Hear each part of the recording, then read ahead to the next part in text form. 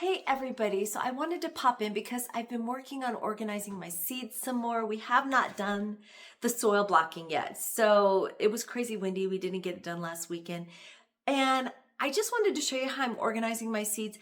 I really want to make sure when I do this cut flower garden that I actually know what I'm planting and that I can talk about what I'm planting. So many times I have planted, I'm seriously, hundreds of flowers and not really remembered the name or had the knowledge about when to plant them, things like that. And because this is a cut flower garden in the sense that I do want to sell flowers, I want to be knowledgeable about what I'm doing. I'm just going to show you my process. Take it or leave it. If this is something you're interested in, I could totally upload the PDF and things like that, but I'm going to flip the camera and show you what I'm doing. So hang on. Okay, first I just wanted to show you guys my system. In the last video, I talked about how I used Chat GPT to get organized. And what I did was I typed in all the flowers that I'm planting and I asked Chat GPT to make a map for me based on the plot size we have available. So if you scan in here, you can see our plot is 90 by 40. The 90, the length runs north to south. The width is west to east. And the beds are running north to south. I'm putting the shortest flowers on the west side, tallest flowers on the east side. And this is what I'm planting. These names may be a little bit generic and not 100% accurate, but they will get more accurate when I show you what's happening next. So this is my map. And then we're just going to flip over here. And then what I did is I asked ChatGPT to take my flowers, all of them, and create 3x5 cards for me with this sort of information. I wanted to know if they were an annual or a perennial. I wanted to know when to plant them, and I wanted to know the height. Just so I could kind of play with these and add a little bit of information to the cards to make sure I really remember what these flowers are. Now, I'll tell you this, if I had a colored cartridge in my printer, if my printer took colored cartridges, I would definitely cut out a picture of the flower and put it on here as well. But I do not have that at my disposal, so I'm doing a description when I write the cards. All right. With everything I do with our Homestead, I have a folder for everything. And I use that to organize my thoughts, to organize whatever it is I'm working on. In this case, this is my cut flower garden. So I've got information from ChatGPT to help me with my field map and how to get it organized. I'm not really a fan of using spreadsheets, so I have to tell you, to use ChatGPT just to organize these things for me was absolutely lovely.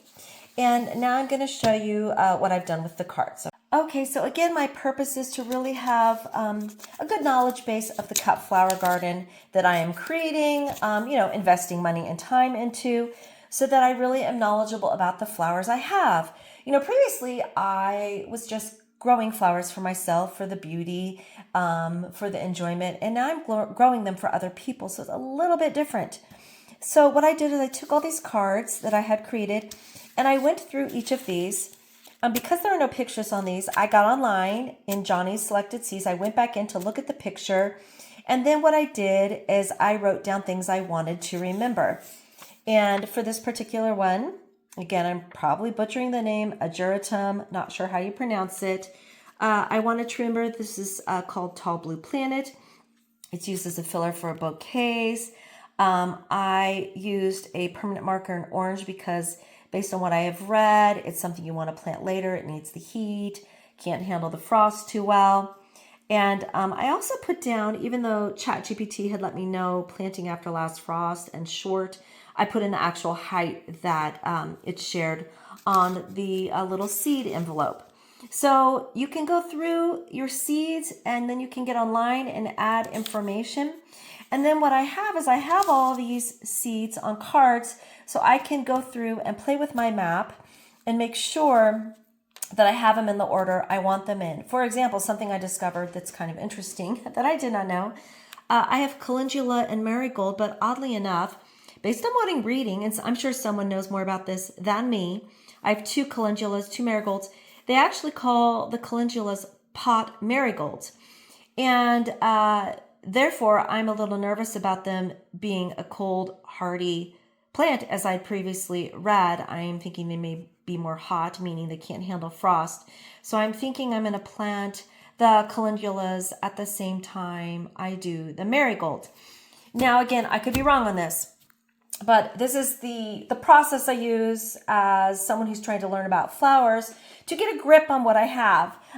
And I have them all organized here according to bed 2, bed 3, bed 4, 5, 6, 7, 8, as listed on my sheet here, which is the 90 by 40 flower field map that I created to help me.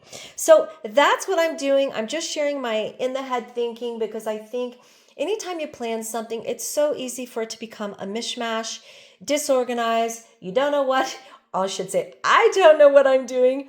And then at the end, I'm like, I don't even know why this didn't work. Well, now I'm going to have a better understanding of what's going on.